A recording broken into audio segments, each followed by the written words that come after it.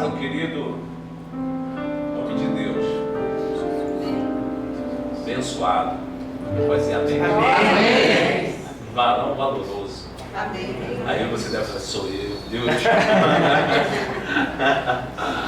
Você deve estar falando, o pastor está falando comigo. Homem de gentil presença, sou eu. Aleluia. Homem que divulga o evangelho através da sua vida. Que bom, Jesus. Pastor, o senhor está falando tudo de mim essa noite, hein, Jesus? Glória a Deus. Quero convidar o nosso futuro pastor Rodrigo. Vem cá, aleluia. Vamos dar para aleluia. Toma posse desse futuro pastor, irmão Jesus. As orações estão chegando aos céus. Glória a Deus. Aleluia, você não falou amém quando eu falei não creio não? Amém o tempo todo. Pô, a igreja toda, pô, é ele, é o Rodrigo, todo mundo já sabia quando eu falei os atitudes, todo mundo já sabia. Você quem é? Que isso? Aí, eu tô brincando, ela falou meu marido. Amém? Glória a Deus, vamos saciar, né, a nossa sede através dessa fonte. Amém. Vou sentar do lado da minha esposa. Fica aí, Luísa. Fica aí, vou sentar. Amém, igreja. Cumprimento todos com a paz do Senhor. É uma honra estar aqui no altar, no púlpito, trazendo a palavra. Digo que fui pego de surpresa. Na sexta-feira, eu viajei para Saquarema. E minha esposa falou, Rodrigo, você já viu o Zap? Eu falei, não, amor. Aí quando eu vi o Zap, o pastor falou, não, Rodrigão, esse domingo é com você. Na hora, falei, não estou preparado, vou trazer a palavra. Foi meu primeiro reflexo de já escrever para o pastor. Falou, não, pastor, estou viajando, não estou preparado, o combinado era eu pregar mês que vem. Mas na hora, não é certo falar, mas o Espírito Santo dá aquela alfinetada. Eu lembrei do que o pastor falou. A sua melhor desculpa não pode ser maior que a sua menor obrigação como cristão. Eu falei, nossa. Pastor, então, pastor, eu vou ler, eu já tinha a palavra, eu já tinha conversado com o pastor sobre a minha pregação. Então eu falei, pastor, então vamos fazer o seguinte, eu vou começar o estudo, estava com a minha Bíblia não sai do carro, vou começar o estudo aqui, se acontecer alguma coisa, não me sentir à vontade, ou realmente não conseguir, o Senhor prega. E amém. E comecei a fazer o estudo, coisa e tal, e é impressionante. Quando você começa a realmente procurar Deus com um propósito, com um objetivo, Deus vem e te supre. Ele supre com conhecimento, ele te supre com a palavra, ele te supre coisas que eu ia procurando assim na Bíblia e ia ligando uma na outra. Eu falei, Deus, obrigado. E foi ontem, hoje, eu falei com o pastor, eis-me aqui e vamos, porque é obrigação nossa. É obrigação nossa, e o André até falou no Zap, falou, é obrigação nossa você sempre estar pronto, você sempre estar preparado. E eis-me aqui, e gostaria de orar, antes de começar essa pregação, gostaria de fazer uma oração, peço que todos fiquem de pé. Deus Pai Todo-Poderoso, Pai querido, Pai amado, eis aqui seu povo, meu Pai. Seu povo sedento da sua palavra, Pai. Palavra rema que liberta, cura, Pai. E salva do cativeiro, meu Pai. E peço que o Senhor esteja aqui, meu Deus. E impeça, Pai, a ação do inimigo, Pai. Impeça que seu povo se distraia, meu Deus. Impeça que seu povo perca aquela porção da sua salvação que vem dessa palavra, meu Pai. Peço que o Senhor se faça presente aqui, meu Pai. Me unja, meu Pai, que eu seja uma ferramenta da sua obra para trazer essa palavra, meu Pai. Já lhe agradeço, meu Deus, em nome de Jesus. Amém. Amém. E gostaria, Andrezinho, Neemias 1, versículo 2. Assim como eu falei na oração, a idade vai chegando, e eu ainda não fui no oftalmologista, então estou usando o óculos de gatinho da minha esposa. Não se distraem com isso. É só para eu poder prosseguir com a pregação.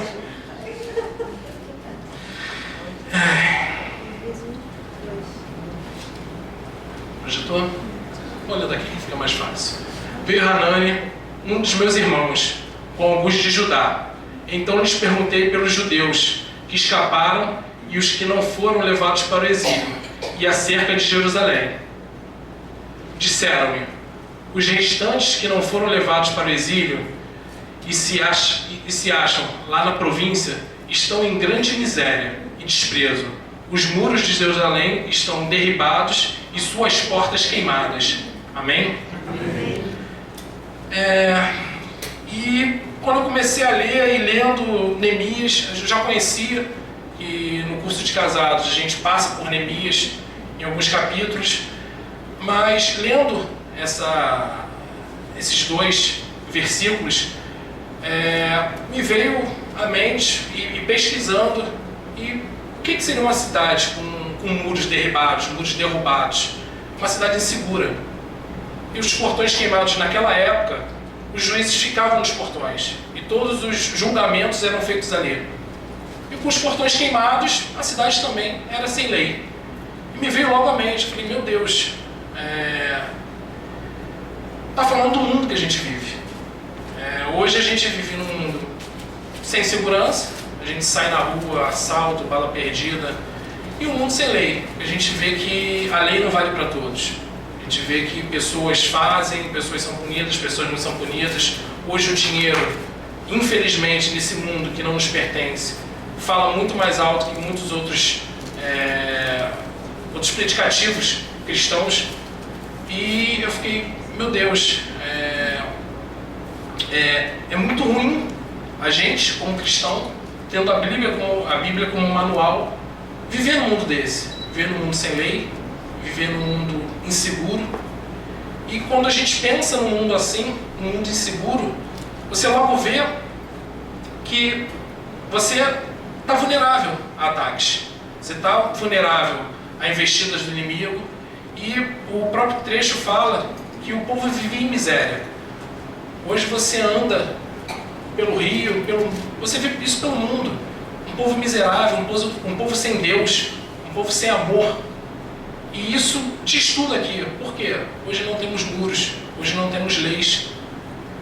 A partir do momento que você se torna um cristão, você começa a ter leis, a seguir, assim como o diácono Ederaldo falou, você começa a saber a sua posição nesse mundo. Você tem liberdade, mas você tem a sua liberdade perante as leis de Deus. Amém. Então, lendo eu fiquei, nossa, é impressionante quando você se sente conflitado com esse mundo que a gente vive hoje. E Neemias, cabe aqui dizer, não sei se todos conhecem essa passagem, quem é Neemias? A gente vai passar por vários capítulos, vários versículos. Quem era Neemias? Neemias era um servo. Neemias era um servo. Só pra gente que a questão de um servo temente a Deus num mundo que não era dele.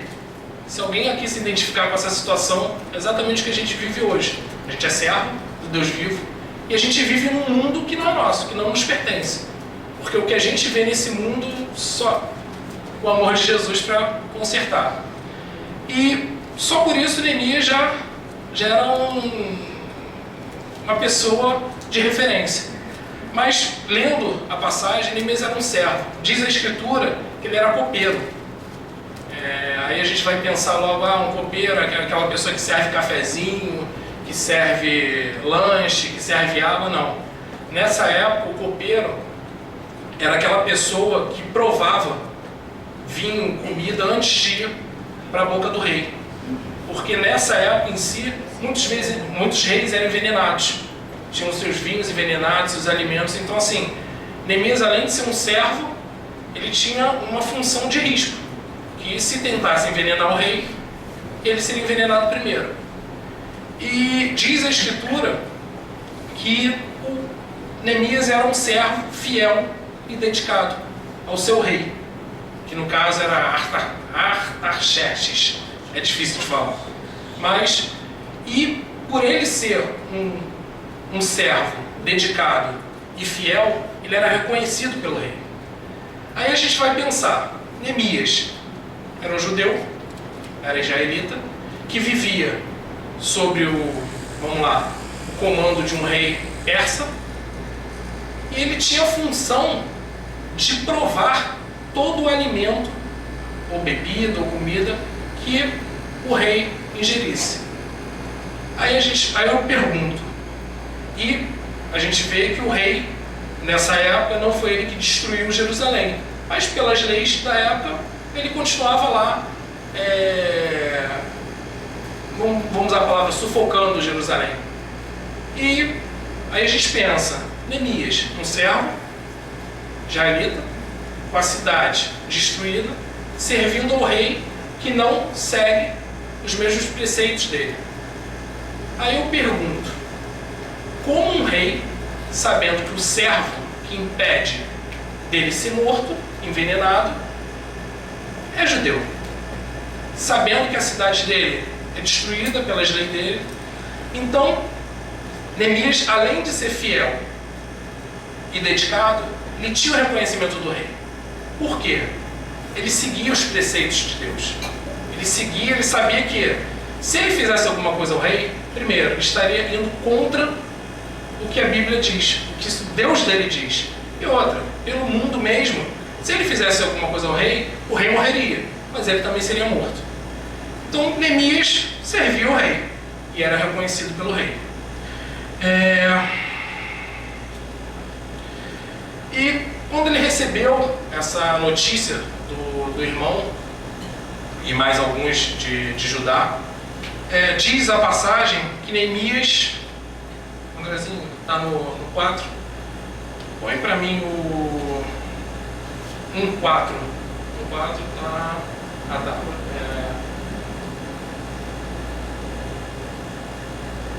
Aí fala, tendo eu ouvido essas palavras, assentei-me e chorei, e lamentei por alguns dias. O primeiro reflexo dele foi um reflexo humano, foi uma ação humana. Ele se compadeceu pela situação do povo dele. O povo dele estava na cidade, de nascença dos pais dele, e o povo passava miséria, era um povo oprimido, era um povo sem segurança, era um povo sem lei. Ele se compadeceu do povo dele. E diz a palavra que ele sentou e chorou. Esse foi o primeiro sentimento dele. Mas na continuação, ele fala, estive jejuando e orando perante ao Deus dos céus. A primeira foi a reação humana, de se lamentar pelo povo dele. A segunda já foi ele agindo como um servo de Deus pelo povo dele. Já foi ele agindo, ele vendo, a melhor maneira que eu posso hoje lutar pelo meu povo é jejuando e orando. E foi o que ele fez. André, coloca na 1:5. Porque o pastor fala aqui. E a gente sabe como cristão, e até o diácono Nederaldo falou hoje. Ele comentou um fato na escola bíblica, de uma copeira do trabalho dele, que estava lá nervosa, e o chefe, que era espírita, falou para ela, vai orar. Então, como ele falou, realmente, hoje, nas nossas aflições, nas nossas dificuldades, a primeira arma que temos é falar com Deus. E como a gente fala com Deus? A gente fala com Deus por intermédio da oração. E olha a oração que Neemias fez a Deus. Só depois dessa oração, acho que Deus já olhou assim para baixo e falou, Neemias, pode pedir o que quiser. Pode pedir o que quiser, que eu vou te atender. Por quê? Essa oração, ele se humilhou, ele se despiu, ele se entregou aos pés de Deus. E notem, a gente vai ler, ele podia ter se colocado, falando, o povo. Não, ele se colocou como um povo. Mesmo não vivendo na cidade, mesmo não fazendo parte daquela cidade miserável, ele se colocou como povo. E diz as Escrituras, ele disse: Ah, Senhor, Deus dos céus, Deus grande e temível, que guarda a aliança e a misericórdia para com aqueles que te amam e guardam os teus mandamentos. Estejam, pois, atentos os teus ouvidos e os teus olhos abertos para acudires à oração do teu servo, que hoje faço a tua presença, dia e noite, pelos filhos de Israel, teus servos, e faço confissão pelos pecados dos teus filhos de Israel, os quais temos cometido contra ti, pois eu e a casa do meu pai temos pecado. Temos procedido de toda corruptamente contra ti. Não temos guardado os teus mandamentos, nem os teus estatutos, nem os juízos que ordenaste a Moisés, teu servo. Lembra-te da palavra que ordenaste a Moisés, teu servo, dizendo: Se transgredires, eu vos espalharei por entre os povos. Mas, se vos consertardes a mim e guardastes os meus mandamentos e os cumprirdes, então, ainda que vossos rejeitados estejam pelas extremidades do céu, e de lá os ajuntareis e os trareis para o lugar que tenho escolhido para ali fazer habitarem o meu nome. Estes ainda são teus servos e o teu povo que resgatastes com teu grande poder e com a tua mão poderosa. Ah, Senhor, estejam, pois, atentos os teus ouvidos à oração do teu servo e à dos teus servos que se agradam de temer o teu nome. Concede que seja bem sucedido hoje o teu servo e dá-lhe mercê perante este homem. Neste tempo eu era copeiro do rei. Então, igreja, só por essa oração, Deus deve ter olhado para Neemias e falado: Neemias, pede que eu vou te conceder. Por quê? Ele fez uma oração do coração dele. Ele fez uma oração focado na dificuldade, na situação que estava passando. Coloca Tiago 4:10. Até a gente estava na escola bíblica, passou e foi lendo, e eu peguei, até o diácono Ederaldo falou: mas não era a passagem, mas calhou. Humilhai-vos na presença do Senhor, e Ele vos exaltará. Amém. Amém? Glória a Deus. Exatamente o que Neemias fez. Ele se humilhou na presença do Senhor. Ele se humilhou mostrando a situação que o povo dele estava passando. Ele se humilhou querendo que Deus intervisse naquela situação.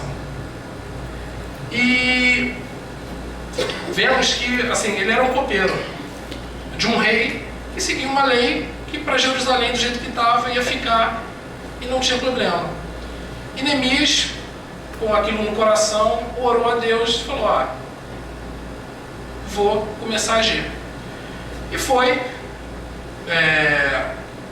orando, jejuando, até que um dia, também tem na palavra, mas vamos passando, ele foi servir ao rei alimento, vinho. O vinho estava posto à presença do rei e da rainha, e o rei olhou para ele e falou: Neemias, por que essa feição triste? Aí eu faço um adendo.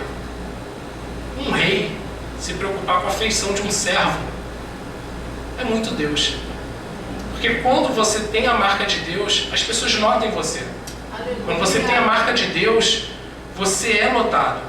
A sua luz sempre vai ser maior que qualquer escuridão. Aleluia. Então, Neemias estava ali servindo e fala na passagem, Neemias confia e fala: eu nunca estive triste perante o meu rei. Amém. Porque exatamente nós somos que o nosso coração está cheio. Nós somos o que aqui, ó, está exalando. E Neemias era um copeiro, nunca passou dificuldade, estava numa terra estranha, mas vivia bem. Vivia no palácio, era uma função de respeito, mas ali, quando ele recebeu aquela notícia que o povo dele estava sendo assolado, a cidade do sepulcro dos pais dele estava destruída, aquilo ali encheu o coração dele de tristeza. E o rei notou aquilo e perguntou: Neemias, por que tu está triste? E ainda fala mais: ó, você não está doente, por que essa afeição triste? E a gente vê em toda a passagem de Neemias que nenhum anjo foi falar com Neemias, Deus não apareceu e falou com Neemias. Neemias, no coração dele, ele foi testificado do que ele tinha que fazer, de como ele tinha que fazer. E hoje, nosso Deus, assim como fez com Neemias, usa o nosso coração para confirmar aquilo que Ele tem para a gente, os projetos, os planos. Então nós temos que estar atentos a toda a confirmação de Deus. Ele confirma no nosso coração. E a gente vê que tudo que Neemias fez não teve uma obra, algo grandioso de Deus aparecer, assim como foi para Moisés, ou enviar anjo para falar com ele, não. Ele sentiu no coração dele e na oração Deus confirmou. Na oração, e aqui fala, no último trecho, fala que eu seja bem sucedido. Por quê? Ele sabia o que ele tinha que fazer. Ele sabia o que ele tinha ele sabia o que tinha que ser feito para exaltar o nome do nosso Deus. E Neemias 2:1-5, André, por favor. No mês de Nissan, no ano 20º do reinado de Artaxerxes, uma vez posto vinho diante dele, eu o tomei para oferecê-lo e dei. Ora, nunca antes estivera triste diante dele. O rei me disse: por que está triste o teu rosto, se não estás doente?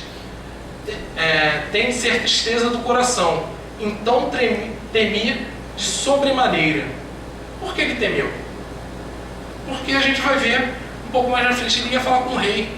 Ele ia pedir para o rei, para ele voltar para a cidade dele, para reconstruir os muros, reconstruir as portas. Para quê? Para trazer segurança para Jerusalém, para trazer lei para Jerusalém. Mas ele sabia que o rei não sabia a reação do rei. Coloca 7, Andrezinho, 2:7. E ainda disse ao rei: se ao rei parecer bem... não, desculpa, Andrezinho. 1:5. Não, coloca no 1. Coloca no 2:1. Passa para o 3, por favor. 3. E lhe respondia: viva o rei para sempre. Como não estaria triste o rosto, se a cidade onde estão os sepulcros dos meus pais está assolada e tem as portas consumidas pelo fogo. Disse-me o rei: que me pedes agora? Então orei a Deus dos céus. A gente vê que em vários momentos Neemias, antes de tomar alguma ação, ele orava a Deus. Ele orava, ele pedia. Por quê? Para não agir de maneira precipitada, para não agir como um homem, como os desejos dele. Nossos desejos, nossos pensamentos são falhos. Os planos de Deus são perfeitos. Então ele sempre, antes de tomar qualquer decisão, pedia a Deus. Coloca assim, Rodrigo. E disse ao rei: se é do agrado do rei, e se teu servo acha mercê em tua presença, peço-te que me envie ajudar a cidade do sepulcro dos meus pais, para que eu a reedifique. Amém? Amém. Depois daquela oração, depois da confirmação, depois de ele ter orado de novo, ele já sabia que a vitória dele era certa. Ele sabia que o rei não ia se omitir a isso. Então ele falou com intrepidez: ousadia. Aí eu pergunto, um servo, como ele conseguiu essa autoridade? Como ele conseguiu essa autoridade de chegar à frente de um rei e pedir, ó, me libera, me manda de volta para casa, eu quero levantar os muros de novo. Ele conseguiu com o rei, seguindo o rei, ele habitava no palácio, ele via as ações do rei. Ele conseguiu com um profeta, de repente tinha um profeta, um feiticeiro na época que era normal. Não. Ele ganhou essa autoridade de joelho no chão. Ele ganhou essa autoridade orando a Deus. Orando e pedindo para conhecer o coração de Deus. Conhecer as vontades de Deus. Conhecer o que Deus tem para ele. Quais são os planos dele. E assim somos nós. Quantos aqui agem de maneira precipitada? Digo eu. Minha esposa toda hora me puxa. Acho que o Espírito Santo, eu falo o que vou fazer, o Espírito Santo fala, puxa ele, vai. Não deixa ele fazer errado. E assim, a gente tem que orar, a gente tem que pedir a Deus, a gente tem que pedir para conhecer o coração de Deus, para conhecer as vontades de Deus para a nossa vida, para a gente não agir de maneira precipitada. Porque como o diácono Edialdo falou hoje, nós somos sempre apontados. Nós somos sempre apontados. Quando a gente acerta, mas quando a gente erra ali, ó, o cara é cristão, o cara é evangélico, olha que vergonha. Então, para isso, igreja, a gente tem que estar de joelho no chão. A gente tem que estar orando. A gente tem que estar pedindo a Deus. Tem que estar pedindo revestimento. A gente tem que estar pedindo orientação. E com certeza, a gente vê. E são certas orações que a gente pensa, vamos orar para Deus, vamos usar palavras bonitas. E muitas vezes a gente não ora. E Deus só quer que a gente seja simples com Ele. Ele quer escutar. Ele quer escutar o que a gente quer. Ele quer escutar a gente pedindo. Ele quer escutar o reconhecimento da gente que Ele é o nosso rei, que Ele é o nosso líder. Ele é a nossa esperança nesse mundo de caos. E Neemias falou com o rei e... Andrezinho, coloca o 7 para mim, por favor. E ele foi ousado. Ele não só pediu para voltar para Israel, já seria um ok, ó, tá liberado, pode ir. Falou, não. E ainda disse ao rei, se ao rei parecer bem, dei-me cartas para os governadores da além do Eufrates, para que me permitam passar e entrar em Judá. Como também cartas para Asaf, guarda das matas do rei, para que me dê madeira para as vigas das portas da cidade do templo, para os muros da cidade e para a casa em quem deverei alojar-me. E o rei mais deu, porque a boa mão do Senhor era comigo. Glória a Deus, aleluia. Amém. Amém, igreja. Amém. Não só ele foi ao rei pedir para liberar com ousadia. Ele já sabia que Deus era com ele. E ele fala aqui, porque a boa mão de Deus era comigo. Ele falou, não só quero ir, como me dá cartas para eu não passar por nenhuma dificuldade, como também me dá material para eu reconstruir minha cidade. Amém. E diz também que Deus, o rei, ainda enviou soldados com ele. Para quê? Para caminhar até Judá. Então, glória a Deus. Glória a Deus. E isso, simplesmente, oração, com o joelho no chão, com o entendimento da posição de Deus na vida dele. E olha que Neemias vivia numa cidade que só Jesus. Sexualidade, ganância, roubo. Em nenhum momento ele se corrompeu. Em nenhum momento ele se deixou levar e falou, mas eu estou aqui mesmo, não vou sair daqui, minha cidade está destruída, vou viver a boa vida que esse mundo me proporciona. E é exatamente assim esse mundo que a gente vive. É exatamente assim. Será que a gente se conforma com esse mundo? É assim mesmo, é prostituição, é homossexualidade, que até lendo isso daqui, acabei me levando a Levíticos 20, não precisa nem botar, Andrezinho, mas Levíticos 20, leiam todo. Você fala assim, é nossa sociedade. E olha que a Bíblia Há quanto tempo está escrita a Bíblia? Eu olhei e falei, misericórdia, misericórdia. É literalmente a nossa sociedade. Eu já me vejo com 37 anos, já vejo, ainda vou viver até os 120, mas eu me preocupo com meu filho. Me preocupo com meu filho tem 6 anos. Que mundo ele vai encontrar? Que mundo nossos filhos vão encontrar? E isso me deixa extremamente preocupado. Se ele não tiver os preceitos, se ele não tiver os caminhos de Deus na vida dele, só Deus sabe como vai ser. E nós, como pais, de vez em quando até fico chateado, porque eu realmente cobro muito do Gabriel. O Gabriel tem 6 anos, está aí no auge da idade dele. Me dói falar algumas coisas, como por exemplo, agora a gente vai viajar para Orlando agora de férias. Dói para uma criança falar que não vai para Disney.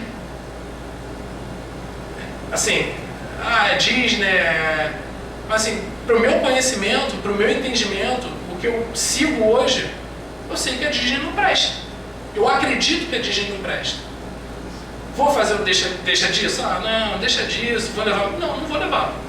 Vou levar ele em todos os outros parques. Mas na Disney ele não coloca o pé. Por quê?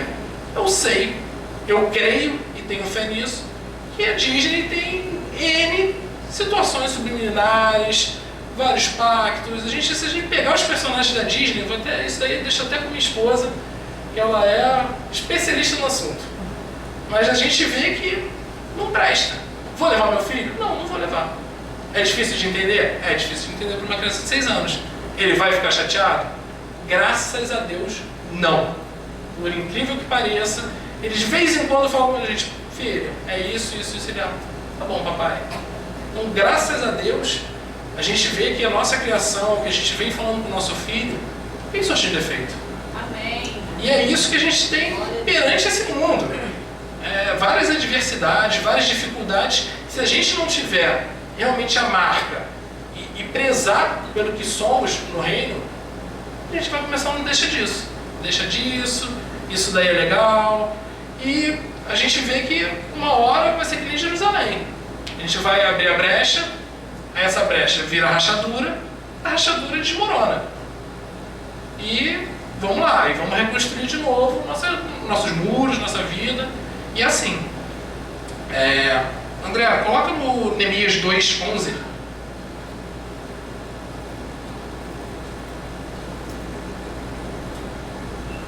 E Neemias, com tudo isso, foi para Jerusalém. Cheguei em Jerusalém, onde estive lá por 3 dias. Então, à noite me levantei, e os poucos homens comigo, não declarei a ninguém o que meu Deus me pusera no coração, para eu fazer em Jerusalém. Não havia comigo animal algum, senão o que eu montava. 13. De noite, saí pela porta do vale, para o lado da fonte do dragão e para a porta do montouro, e contemplei os muros de Jerusalém, que estavam assolados, cujas portas tinham sido consumidas pelo fogo. Ou seja, Neemias foi para Jerusalém, chegou lá, não falou com ninguém. Não falou com ninguém. Qual o intuito dele ali? Ele foi ver qual era a real situação de Jerusalém.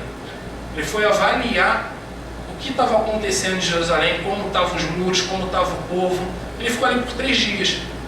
E com certeza, não diz a Escritura, mas ele devia estar orando, pedindo a Deus orientação, pedindo a Deus mecanismos, pedindo a Deus discernimento. E só para conhecimento, eu achei muito interessante, o muro de Jerusalém tinha aproximadamente 4 quilômetros de extensão, mais ou menos uns 12 metros de altura e uma espessura de 8 metros e meio. Venhamos e convenhamos, é uma frondosa obra. Imagina isso no chão, isso destruído. Isso que trazia segurança para Jerusalém. Além disso, tinham 34 torres e 8 portas de entrada. Ou seja, eram quase 4 metros de muro no chão, 8 portas queimadas e um povo sofrido, oprimido lá dentro. Coloca Neemias 2,17. Então, Neemias, depois desses 3 dias, juntou o povo, olhou a real situação, com certeza orou a Deus e juntou o povo. Então lhes disse: estás vendo a miséria em que estamos? Está vendo a miséria que estamos? Jerusalém assolada e suas portas queimadas.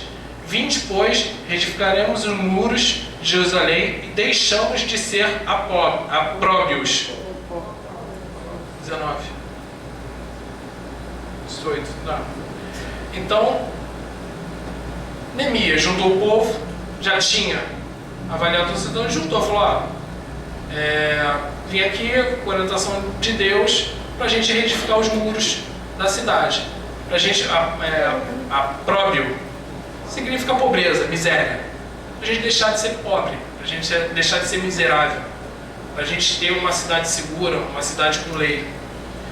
E nesse momento, quando ele juntou o povo e falou qual era o propósito da vinda dele ali, nesse momento já se começou as murmurações.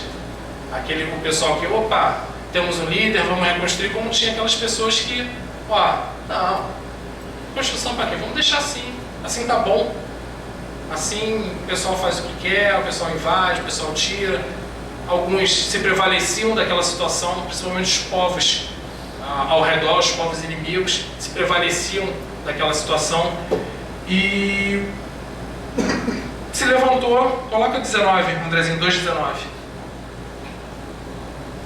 Porém, Sambalate, o Honorita, e Tobias, o servo amonita, e Gesem, o arábio, quando souberam, zombaram de nós e nos desprezaram e disseram: que é isto que fazeis? Queres rebelar-se contra o rei? Então lhes respondi: o Deus dos céus é quem nos dará o bom êxito. Nós, seus servos, nos disporemos e reedificaremos. Vós, todavia, não tendes parte, nem direito, nem memorial em Jerusalém. Amém? Amém. Ou seja, nesse momento já se levantou o inimigo lá. O inimigo já apareceu falando: vou atrapalhar. Mas Neemias estava tão certo e com a mão de Deus sobre a vida dele, ele já falou: você não tens nada aqui, nem memorial, nem nada conosco. E é muito interessante quando a gente vê, e isso nas nossas vidas. O pastor fala muito aqui de como eu e Renato chegamos aqui. O pastor fala que a gente realmente, quando a gente chegou aqui, a gente estava com problema no casamento, nosso filho tinha doença, e a gente pode ter várias vertentes desse assunto, mas um dos grandes motivos também do nosso problema no casamento era questão financeira. A gente não tinha muito conhecimento da palavra e a gente vivia uma vida financeira, cada um pro seu lado. A gente tinha lá nossas contas, pagava, a gente dividia, eu pegava com ela, mas o casamento foi tendo problema e inimigo lá, vamos ver para onde a gente vai. E chegou o momento que a nossa muralha de finanças ruiu. E eu digo isso porque exatos 36 meses atrás eu estava fora de casa, com uma dívida no banco, uma dívida de cartão de crédito. E eu digo que exatos 36 meses atrás eu comecei a fazer que nem Neemias. Eu vou reconstruir minhas finanças. Aleluia. Eu vou reconstruir, eu vou agir. E nesse momento, quando você pensa e fala: vamos reconstruir, você tem certas situações, somos humanos, somos pessoas, a gente tem que ter pessoas do nosso lado. A gente quer orientação, a gente quer conversar, a gente quer falar. E a gente, nesse momento, eu falei: perdido, fora de casa, uma dívida, digamos, bastante grande, até controversa, mas enorme no banco. Até conversei com o Julinho na época. Falei, pô, Júlio, tô com essa dificuldade. O Júlio a gente tem ele como financeiro, ele é bem controlado. Eu falei, pô, Júlio, tô com esse problema. Ele falou, Rodrigo, vamos lá. Fizemos umas contas rápidas, ele falou, faz isso. Isso há 36 meses atrás. Digo, hoje, esse mês foi o último desconto do empréstimo que eu fiz há 36 meses atrás. Esse mês foi o último valor, eu vou falar, foi o último tijolo que eu botei no meu muro lá, reconstruindo as minhas finanças. Glória a Deus, aleluia. Então, assim, é importante, nesse momento de reconstrução, a gente ter pessoas certas ao nosso lado. Pessoas que vão te edificar, pessoas que vão te orientar, pessoas que vão te mostrar um caminho que, de repente, quando a gente está na situação, eu jogo xadrez. Eu brinco que quando você está ali no tabuleiro, geralmente quem está olhando o jogo de fora tem muito mais visão que você da tua situação, porque você está ali. Você está ali na dificuldade, você está ali pensando na situação, mas é Deus. É exatamente isso, você está na sua dificuldade, Deus está de fora, falando, filho, faz isso que a tua solução vai ser resolvida. Então, nesse momento, quando a gente pensa em reconstruir, em reedificar, a gente tem que ter as pessoas certas do nosso lado. Então, quando Neemias chegou à cidade e começou o plano de reconstrução, porque a gente até fala, o livro de Neemias, ele fala muito sobre reconstrução. E a gente pode levar essa reconstrução para N, aqui é a reconstrução de muros, mas a gente pode levar para N situações da nossa vida. Nossa vida como um todo, nosso casamento, nosso trabalho, nossas finanças, como acabei de falar. Mas se a gente for ler Neemias, eu digo que qualquer empresário lê o livro de Neemias, ele dá gestão de pessoas, visão. Neemias, nesse livro, quando você pensa, quando você vai realmente ver a reconstrução dos muros, ele dá uma aula de empreendedorismo. Mas vamos nos ater aqui à questão da reconstrução. E Neemias começou lá a reconstruir os muros, convocou aqueles que ele expôs a situação e se mostraram aptos a reconstruir o muro e começaram a trabalhar na reconstrução do muro, como eu falei. Eu acho que na reconstrução de qualquer parte da nossa vida, ou reconstrução de qualquer situação, a primeira coisa que a gente tem que fechar são as brechas. Se a gente começar a fazer uma obra, vou construir uma casa. Construir uma casa lá em cima, foi bonitinho. Ah, mas uma pedrinha aqui, eu não coloquei cimento, fui botando outro tijolo. É certo. É que nem a parábola lá da casa da areia e da pedra. Sua casa vai ruir. Se você não te construir, reconstruir no caso, com a mão de Deus, eu faço até uma analogia. Os nossos esforços são os tijolinhos. A gente vai lá, fala, não, vou fazer o certo. Aí coloquei mais um tijolinho. Quando você faz o certo, Deus vem, joga o cimento, você vai e coloca outro tijolo. Se você tem Deus nessa reconstrução, Ele vai estar sempre ali, juntando os tijolos para quê? Para que esse muro, essa sua reconstrução, seja realmente obra de Deus. Porque quando, e a gente vai ver na passagem, você terminar essa obra, quando você reconstruir os muros, quando você acabar com aquele lado ruim, com aquela situação ruim da sua vida, e se realmente for a mão de Deus, com certeza seus inimigos vão temer você. Eles vão ver que você se reergueu. Eles vão ver que o seu levantar foi de Deus. Aleluia. Que esse levantar sirva de lição para você não cair de novo. Ou se você cair, você com certeza não vai cair que nem a primeira vez. Você vai tropeçar, você não vai cair. Você vai tropeçar. E assim são os muros. E aqui a passagem fala que realmente, até um certo momento, o povo estava lá inclinado a trabalhar, levantou até certo pedaço, até metade do muro. E as brechas começaram a ser fechadas. E a gente vê aqui que quando as brechas começaram a ser fechadas, os inimigos de Neemias, Sanbalat e Tobias, se iraram. Começaram a juntar os povos inimigos, começaram a querer guerrear contra Neemias, contra o povo de Jerusalém.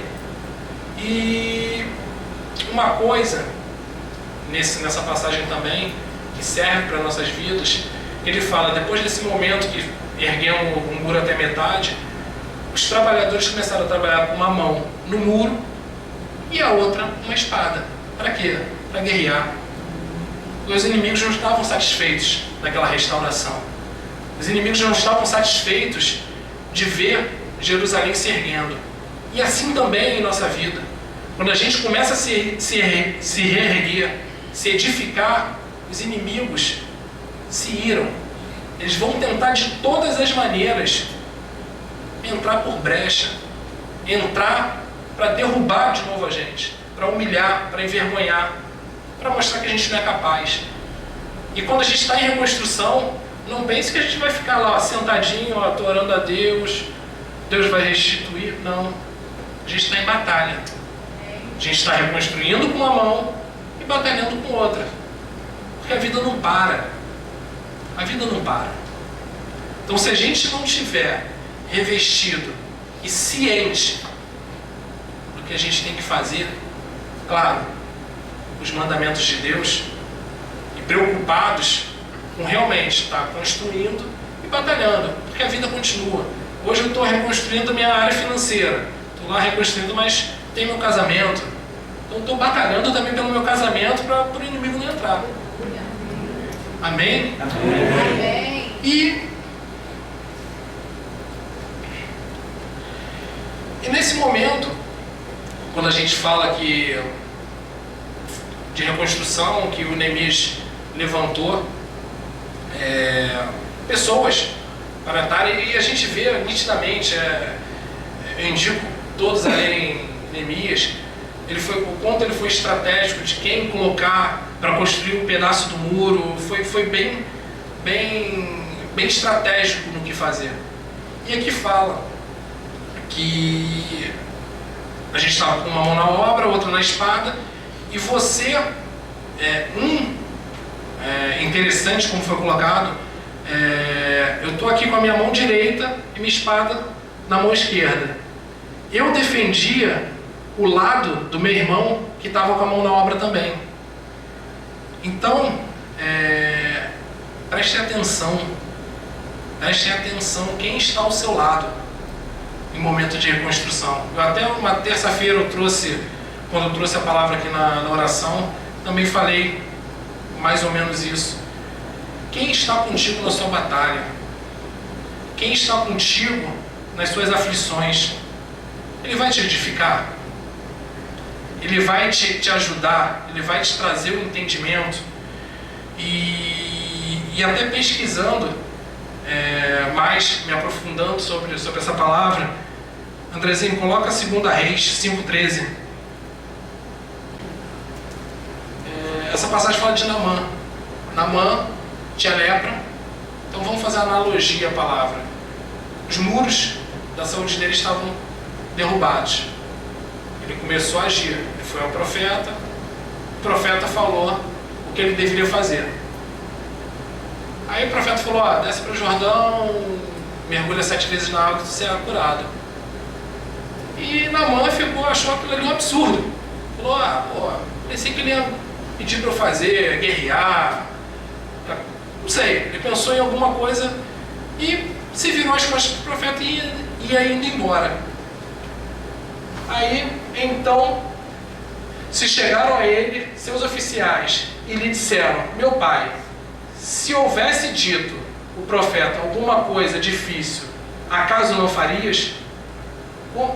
Quanto mais, já que apenas te disse, lave-te e ficarás limpo.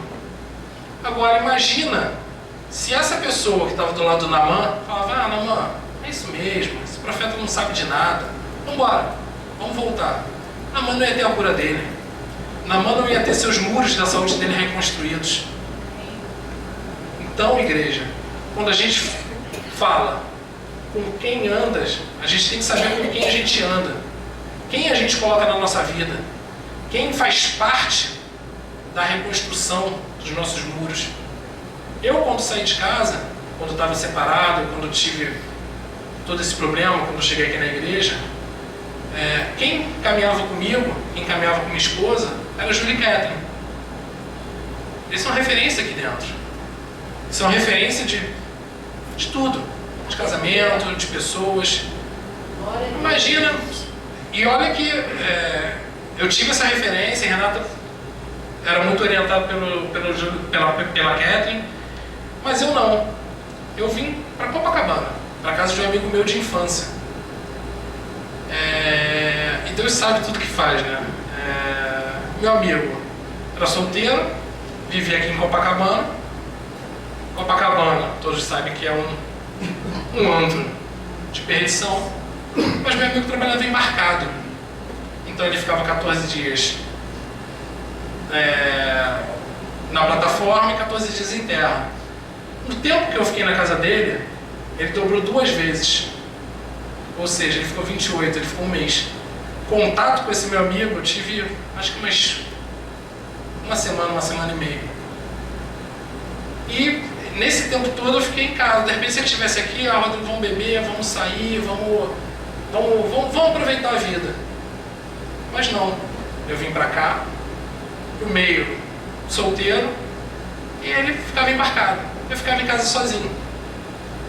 E nesse momento, o Júlio, a gente conversava muito, eu e Júlio. Ele me discipulava. Não é meu irmão, vamos melhorar, meu irmão em Cristo, mas não é da minha família. E o Júlio chorou comigo. Eu nunca vi o Júlio chorar. Quando ele falou do meu casamento, ele chorou na mesa do restaurante da Lobosade. Esse com certeza é uma pessoa que sempre vai estar do meu lado. Eu sei que ele vai me defender. Eu sei que a espada dele, de repente, num momento vai me ferir, mas eu sei que ele vai me ferir tentando me defender. Amém. E somos assim. A gente tem que ter pessoas assim do nosso lado, em todas as situações. Amém. Amém. Em todas as situações.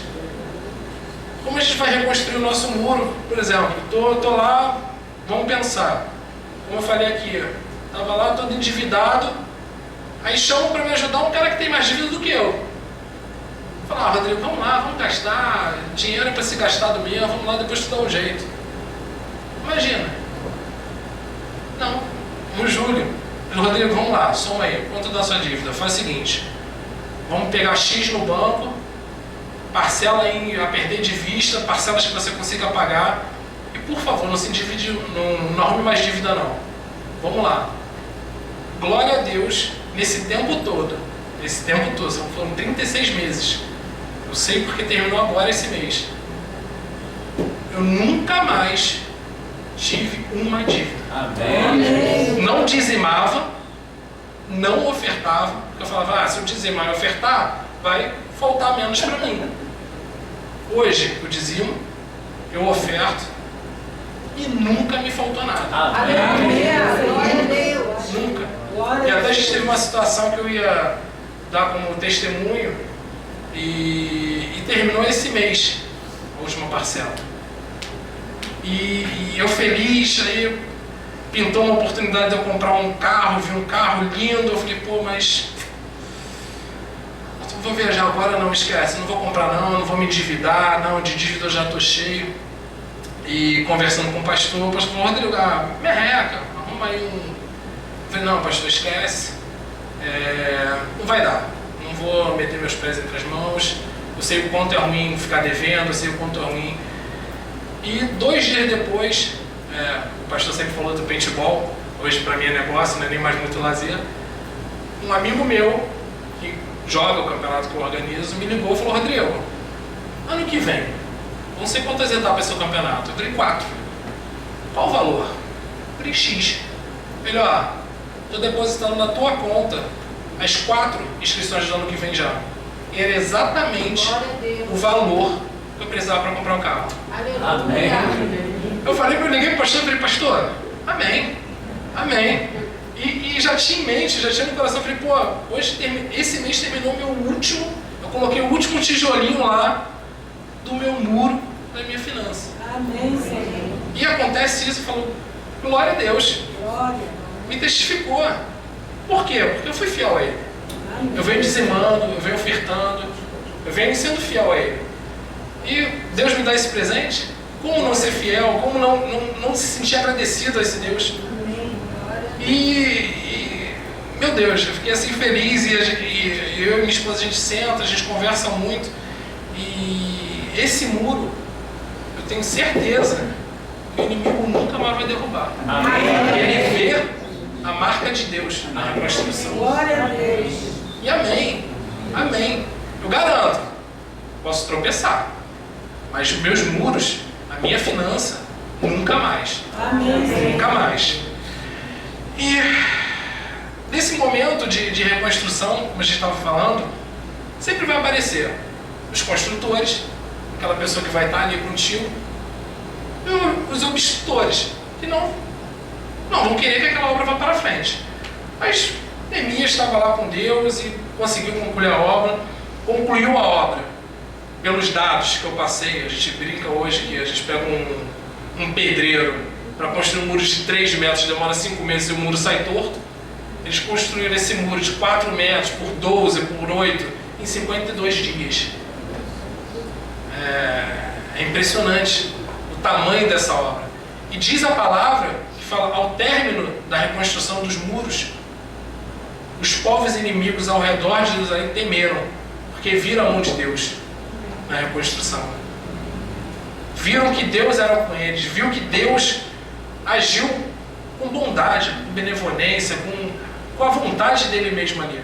E a gente viu que tudo partiu de um momento triste na vida de Neemias, um momento onde ele recebeu uma notícia do povo dele, que ele sentou e orou, ele pediu a Deus discernimento. Não teve, como eu falei, não teve nenhuma aparição de Deus, que não teve nenhum anjo falando com ele, não teve nenhum profeta que foi enviado. Ele simplesmente sentiu no coração e orou a Deus. Orou pedindo orientação, orou pedindo discernimento. O que ele fazia? Que hoje, igreja, trazer essa palavra para vocês, para mim foi muito edificante. Porque, como eu falei, não era para eu estar aqui hoje, não era de repente o momento que eu achava que era para estar pregando, mas Deus sabe de todas as coisas. Deus sabe os planos que Ele tem para mim, que Ele tem para essa igreja. E se foi o momento de eu trazer a palavra, amém. Eis-me aqui. E nessa noite, eu peço que orem e peçam a Deus para reconstruir áreas da vida de todos que de repente podem não estar destruídas, mas existem brechas. Como eu falei, brechas levam a rachaduras, rachaduras levam a desmoronamento. Então é mais fácil hoje a gente pedir a Deus para fechar as nossas brechas, para colocar em nossas vidas pessoas que nos edifiquem, que nos ajudem a fechar nossas brechas, a reconstruir nossa vida, a reconstruir pedaços da nossa vida, a reconstruir áreas da nossa vida, do que a gente deixando que a brecha abre quando a gente fala, não é bem assim. Não é bem assim aquele martelinho que você vai e bate no muro. Já abre a brecha. Não é bem assim. Uma ferramenta para abrir brecha que é um espetáculo na nossa vida. Depois, hoje tem agora um termo, está tranquilo, está favorável. A brecha está aberta, minha vida está indo bem, está tranquilo, está favorável, vou continuar assim. Aí vem a rachadura. E se a gente não vigiar, se a gente não agir, nosso muro vai cair. Aí vamos ficar que nem Jerusalém, sem segurança, vulnerável, sem lei, porque nesse mundo que a gente vive, mas não nos pertence. Também hoje em dia, cada dia mais, você vê que é um mundo que está perdido, é um mundo que só Jesus na causa. Então nessa noite, eu peço que orem a Deus pedindo discernimento, Ore a Deus, pedindo para Ele que venha fechar as brechas de nossas vidas. Que Ele venha ser o companheiro ao lado que está com a espada batalhando com você. Eu peço que nessa noite Deus nos faça forte, que Deus levante nossas muralhas, que Deus fortaleça nossas muralhas, que Deus fortaleça nossos portões, que tenhamos leis de Deus em nossas vidas, que tenhamos muros fortes e muros que os inimigos vejam que Deus agiu em nossas vidas, que Deus fortaleceu nossa vida, fortaleceu nossa família, fortaleceu nossa aliança com Ele e principalmente fortaleceu nossa igreja. Amém. Porque sem essa igreja, sem essa porta aberta, nada disso é possível. Amém. Que Deus abençoe a todos e que Deus venha trabalhar em nossos muros, que Deus venha trabalhar em nossas vidas. Em nome de Jesus. Amém. Amém.